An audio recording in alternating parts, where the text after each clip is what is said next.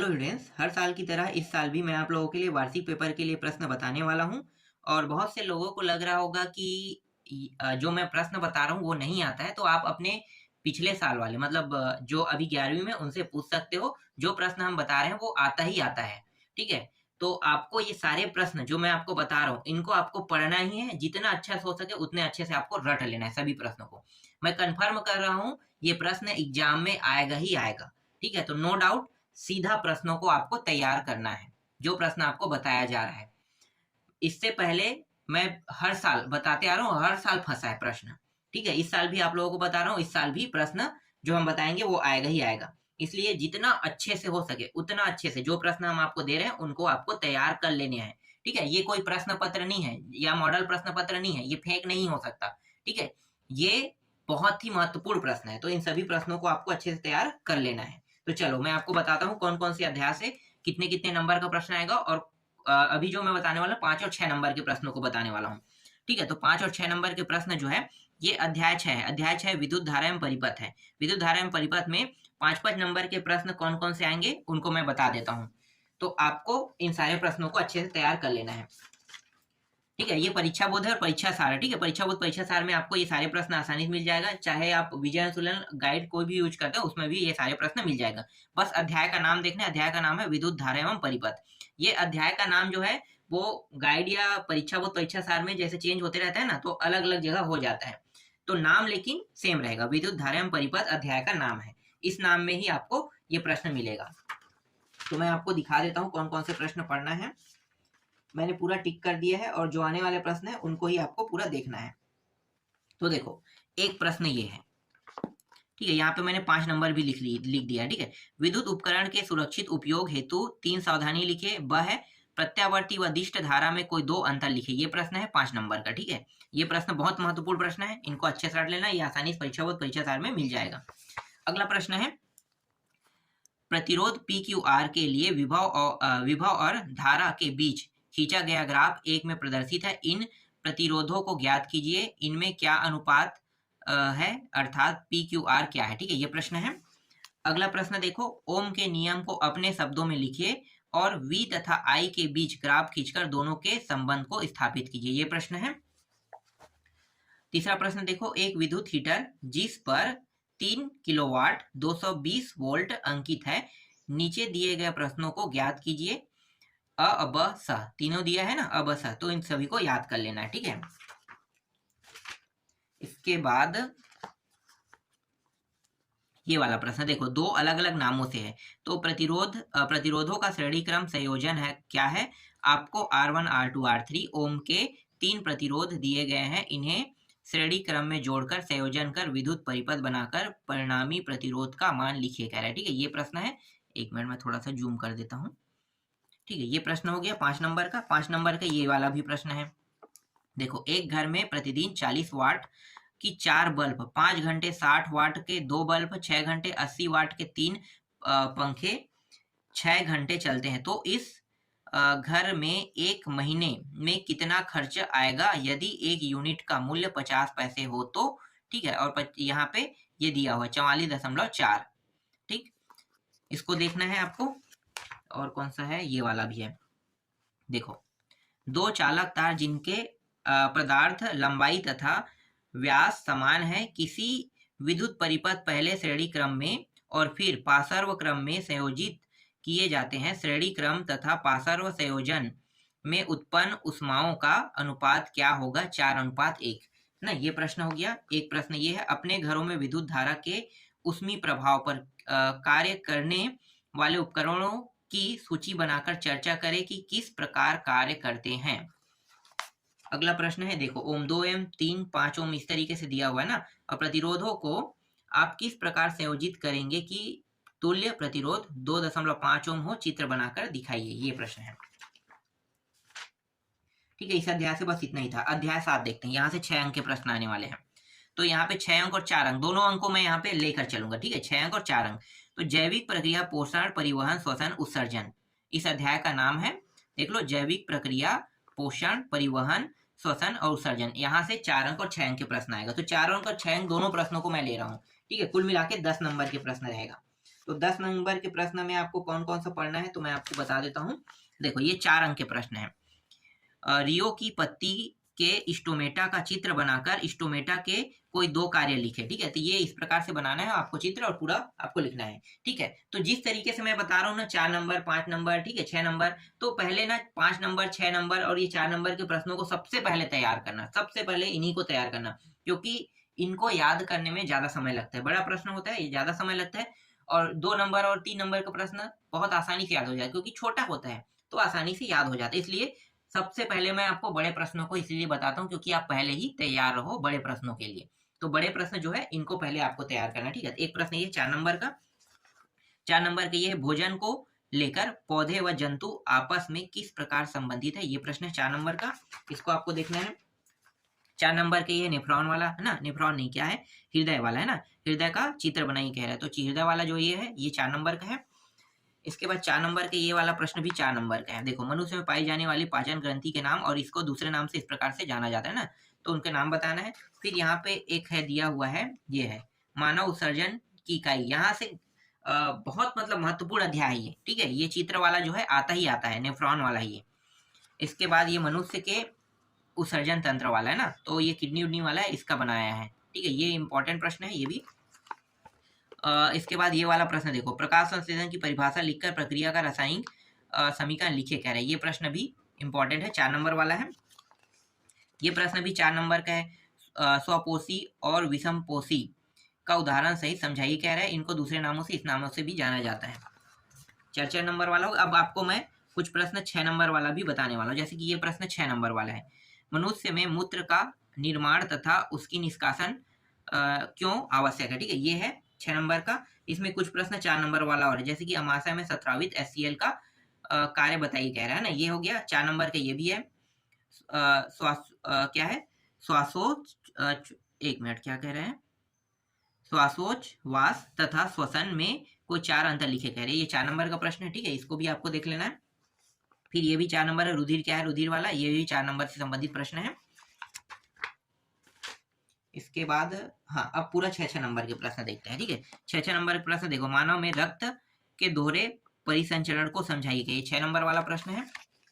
6 number वाला प्रश्न ये है, ठीक है। कुछ प्रश्न ऐसे हैं जो 6 नंबर 4 नंबर में भी देखने को मिल सकता है, और 4 नंबर 6 नंबर में भी देखने को मिल सकता है, इसलिए आपको दोनों को देखना है, ठीक है। प्रकाश संश्लेषण की क्रिया में O2 ऑक्सीजन गैस निकलती है का निम्न बिंदुओं के अंतर्गत वर्णन कीजिए, ये प्रश्न है, ठीक है। यहाँ पे क्या कहते हैं, सिद्धांत, नामांकित है, सावधानी, ये सभी चीज आपको बताना है, ये हो गया। इसके बाद कौन सा प्रश्न इंपॉर्टेंट है, हाँ इसके बाद ये वाला, ठीक है, सीरा धमनी में किस प्रकार अलग है ना, इसको बताना है, ये इंपॉर्टेंट है। जैसे अंतर पूछा जाएगा सीरा धमनी वाला, जैसे यहाँ पे सीरा और धमनी का अंतर बताएगा वैसे ही, ठीक है। ये हो गया 6 नंबर का। 6 नंबर में ये है देखो आक्सी और अनाक्सी श्वसन में अंतर कह रहा है ना, 6 नंबर। और एक है मनुष्य के आहार नाल का सचित्र वर्णन कीजिए कह रहे, ये है 6 नंबर का। बस इतने ही प्रश्न इसमें है, ठीक है। अब अध्याय 8 पे आते हैं। अध्याय 8 से भी आपको 4 नंबर और 6 नंबर के प्रश्न देखने को मिलेगा, ठीक है। सबसे ज्यादा ना अध्याय 7 से आने वाले हैं, अध्याय 8 से तो कम रहेगा। तो अध्याय 8 क्या है, जैविक प्रक्रिया नियंत्रण एवं समन्वय दिया हुआ है। इस अध्याय से आपको कौन कौन से प्रश्न पढ़ना है मैं बता देता हूँ। देखो एक प्रश्न तो ये है, ठीक है, ये है पादप, ये पीयूष ग्रंथि को भी पढ़ लेना भाई, पीयूष ग्रंथि आते रहता है, ठीक है। बड़ा प्रश्न में नहीं आएगा लेकिन छोटा में आ सकता है, पीयूष ग्रंथि से मास्टर ग्रंथि क्यों कहते हैं, ठीक है। ये है पादप हार्मोन्स किसे कहते हैं, किन्हीं 2 पादप हार्मोन्स के नाम व उनके 2 कार्य लिखे कह रहा है, ठीक है। ये प्रश्न है, ये हो गया। अगला प्रश्न है ये, देखो पौधे प्रकाश के प्रति संवेदी होते हैं, क्या आप इस कथन से सहमत है, क्यों या क्यों नहीं, ठीक है, ये बताना है। इसके बाद एक प्रश्न है, नहीं ये वाला देखना है, ठीक है। इसको देखो, प्रतिवर्ती क्रिया क्या है, एक उदाहरण द्वारा समझाइए कह रहे हैं, ये प्रश्न है। अगला है एक तंत्रिका कोशिका की संरचना बनाइए तथा इसके कार्यों का वर्णन कीजिए, ये प्रश्न हो गए। इसके बाद ये जो है 6 नंबर में देखो, अभी चर्चा हो गया ना, अब 6 में देखते। देखो तंत्रिका तंत्र और हार्मोन्स के स्राव में समन्वय है, इस कथन की पुष्टि करे कह रहे हैं, ये प्रश्न। और ये दूसरा है मानव मस्तिष्क के विभिन्न भागों का वर्णन चित्र तथा कार्य सहित कीजिए कह रहे ये प्रश्न है। और एक है यहाँ पे ये वाला, इसके आने के चांसेस बहुत कम है। देखो किन्हीं 5 अंतःस्रावी ग्रंथियों के नाम, स्रोत और ये सब चीज पूछा है, नाम वो कार्य और ये लिखे गए, इनके आने के चांसेस बहुत कम है। आप चाहो तो इसको पढ़ सकते हो, चाहो तो आप छोड़ सकते हो, ठीक है। इसके बाद अगला अध्याय देखते हैं, अध्याय 9। अध्याय 9 है धातु एवं धातु कर्म, है ना। धातु एवं धातु कर्म से 6 नंबर के प्रश्न आएंगे। तो 6 नंबर के आपको कौन कौन से प्रश्न पढ़ना है वो मैं आपको बता देता हूँ। देखो एक प्रश्न ये है, भर्जन किसे कहते हैं, इस प्रक्रिया के दौरान अयस्क में होने वाले परिवर्तनों को स्पष्ट कीजिए, ये प्रश्न हो गया। इसके बाद अगला है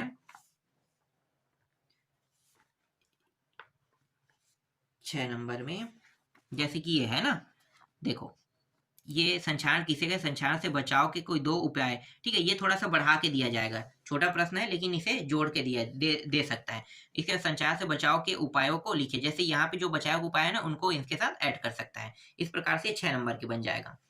इसके बाद देखो अगला प्रश्न, खनिज और अयस्क में अंतर लिखे कह रहे हैं। खनिज अयस्क में अंतर लिखना है, ठीक है। यहाँ पे 3 दिया है लेकिन ये 6 नंबर में बड़ा रहेगा।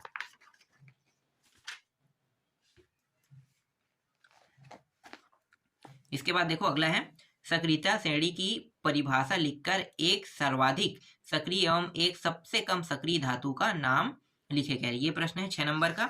6 नंबर में देखो अयस्क, खनिज, धातुमल, गालक, इसके बारे में पूछा जाएगा। 6 नंबर का ये भी रहेगा, ठीक है। हाँ, ये जो 6 नंबर के प्रश्न है ना, 3-3 नंबर के हिसाब से 2 खंड करके भी आ सकता है, इसलिए 3 नंबर वाले कुछ प्रश्नों को हमने छोटे छोटे प्रश्नों को भी लिया है, ठीक है। तो 3-3 करके ये 2 खंड में भी आ सकता है, इसलिए बहुत महत्वपूर्ण है ये। इसके बाद ये वाला देखो, धात्विक ऑक्साइड से धातु के अपचयन की रासायनिक प्रक्रिया समझाई गई, ये प्रश्न है 6 नंबर में। ये वाला देखो, सोडियम, पोटेशियम, लिथियम उथियम वाला है ना, ये प्रश्न हो गया 6 नंबर का। देखो मिश्र धातु किसे कहते हैं, और 3 मिश्र धातुओं के नाम, अवयव व उपयोग लिखे गए, इनको 3 अलग अलग नामों से भी जाना जाता है, ठीक है। ये बहुत महत्वपूर्ण प्रश्न है 6 नंबर का, ये भी हो गया। और है क्या 6 नंबर के, हाँ कुछ प्रश्न और है, जैसे कि ये वाला है, देखो ये वाला है, इसके आने के चांसेस बहुत कम है, ठीक है।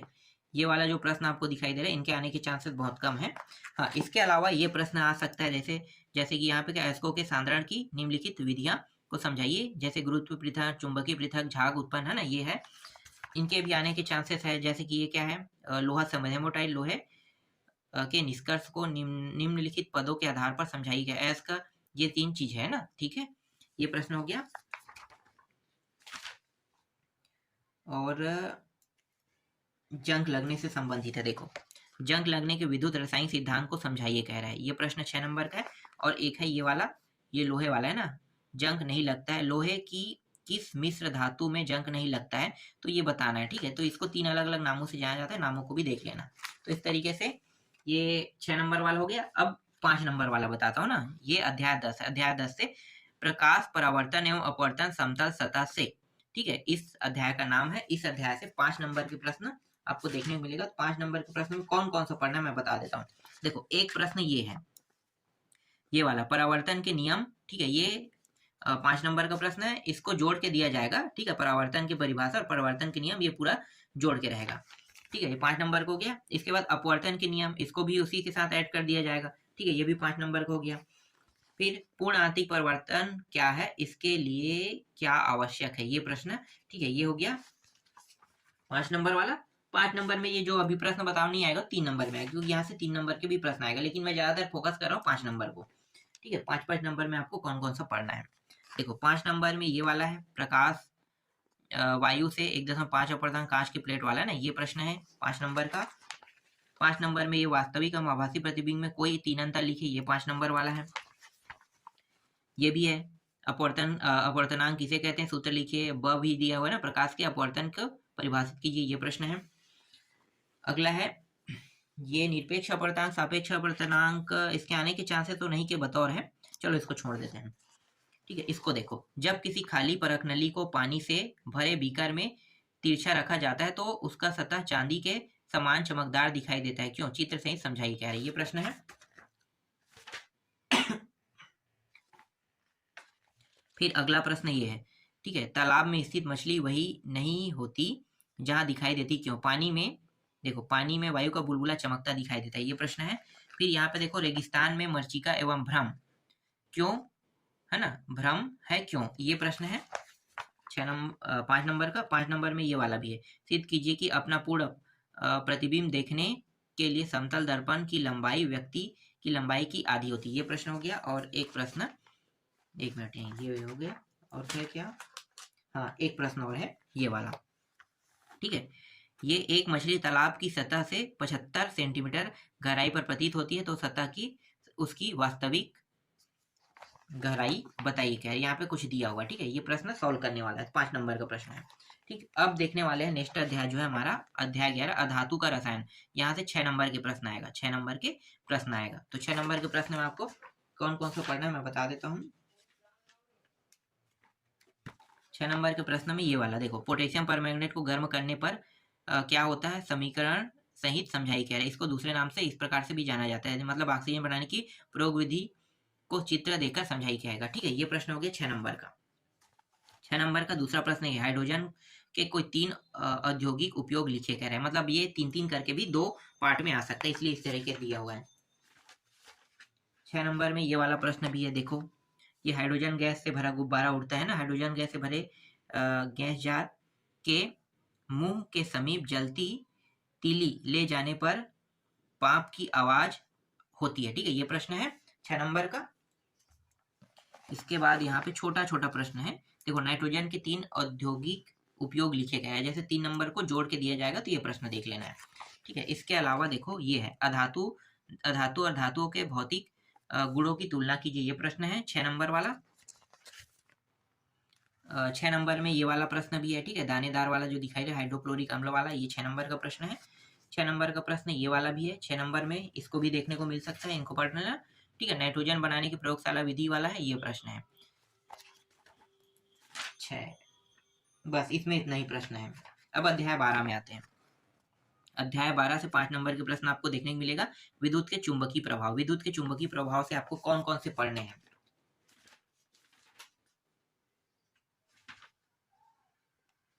देखो एक तो ये पढ़ना है, प्रत्यावर्ती और दिष्ट धारा में 4 अंतर कह रहा है ना, ये प्रश्न है। एक ये हो गया, एक यहाँ पे चुंबक के कोई 3 गुण लिखिए और अब 3-3 करके, मतलब 2.5 ऐसे कुछ करके 5 नंबर का देख सकते हो। विद्युत मोटर और मोटर जनित्र में कोई 2 अंतर लिखिए, ये हो गया। फिर अगला 5 नंबर है चुंबक की बल रेखाओं के गुण लिखे गए, 3 के 3 है ना, 3, तो ये मैं अभी बता रहा हूँ आपको, 2 पार्ट में भी ये आ सकता है अब करके, तो इसको भी आपको देख लेना है, ठीक है। यहाँ पे देखो विद्युत मोटर का वर्णन निम्नांकित शीर्षकों के अंतर्गत कीजिए, सिद्धांत नामांकित कार्यविधि, ये हो गया। ये प्रश्न भी 5 नंबर का है, विद्युत जनित्र का बनाना है ना, सिद्धांत नामांकित कार्यविधि बताना है इसमें, 5 नंबर का है। 5 नंबर का देखो ये वाला प्रश्न भी 5 नंबर का है, ठीक, कुंडली के ये सब चीज यहाँ पे जो जानकारी जो पूछा है उसको बताना है आपको। अगला प्रश्न है विद्युत चुंबक, छोड़ दो इसको, इसको देखो ये वाला चुंबक दंड वाला है ना, ये वाला प्रश्न है, तो इसका नामांकित प्रयोग विधि और 2 सावधानी भी आपको लिखना है, बस इसमें इतना ही प्रश्न है। इसके बाद अध्याय 13 पे आते हैं। अध्याय 13 देखो, प्रकाश परावर्तन तथा अपवर्तन गोली सतह से, ये जो अध्याय है, इस अध्याय से आपको 5 नंबर के प्रश्न देखने को मिलेगा। तो 5 नंबर के कौन कौन से प्रश्न हैं, देखो 5 नंबर का गोली दर्पण की वक्रता त्रिज्या तथा फोकस दूरी में संबंध लिखिए, ये प्रश्न हो गया। अगला प्रश्न है ये वाला, ठीक है, ये एक गणितीय प्रश्न है, तो गणितीय प्रश्न भी आपको देखने को मिल सकता है।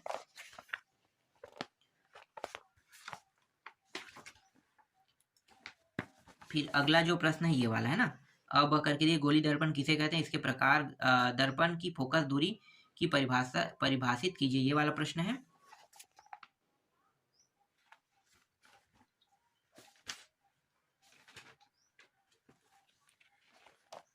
ये वाला प्रश्न है। यहाँ से जो प्रश्न है ना बहुत, चलो यहाँ पे देख लेते हैं ये वाला प्रश्न, ठीक है, समांतर आपतित किरण के परावर्तन वाला है ना, ये प्रश्न इंपॉर्टेंट है। यहाँ पे देखो गोली दर्पण के लिए निम्न को परिभाषित कीजिए, वक्रता केंद्र वक्रता त्रिज्या, ठीक है, ध्रुव द्वारा किया है। और लेंस को अपसारी प्रकृति की व्याख्या कीजिए, ये प्रश्न है। लेंस से संबंधित चिन्ह परिपाटी वाला है ना, परिपाटी लिखिए कह रहा है। और ये प्रश्न है गणितीय प्रश्न है, तो ये गणितीय प्रश्न है, ठीक है। गणितीय प्रश्न आपको एक आध दो देखने को मिल सकता है। निम्न को परिभाषित कीजिए एवं प्रत्येक के दो उपयोग लिखिए। तो ये वाला है ना, इन दोनों का।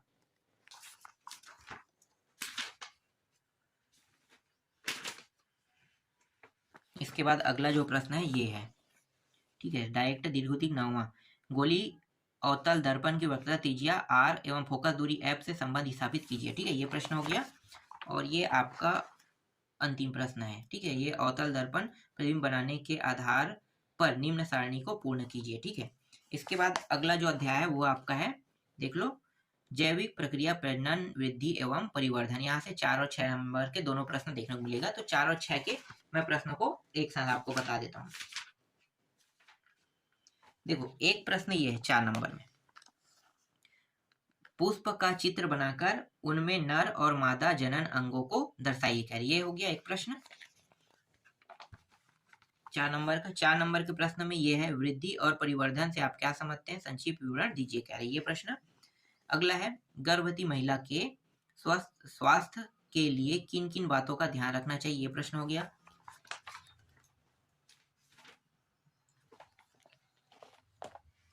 अगला है, अंडाशय तथा अंडवाहिनी का क्या कार्य है, ठीक है। ये प्रश्न हो गया।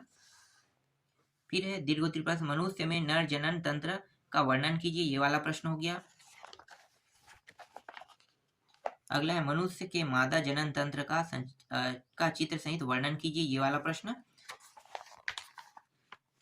और यहाँ पे ये वाला, ठीक है। यहाँ से ज्यादातर प्रश्न 4 नंबर की देखने को मिलेगा। अलैंगिक व लैंगिक प्रजनन से कम 5 अंतर लिखिए, ठीक है। बस इतना ही, इसमें ज्यादा प्रश्न नहीं था ना, बहुत कम था। अब अगला अध्याय देख लेते हैं।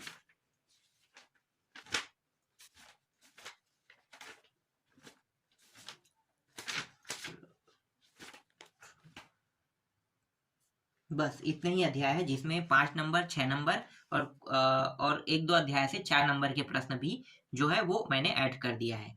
तो इन सभी प्रश्नों को अच्छे से आपको तैयार कर लेना है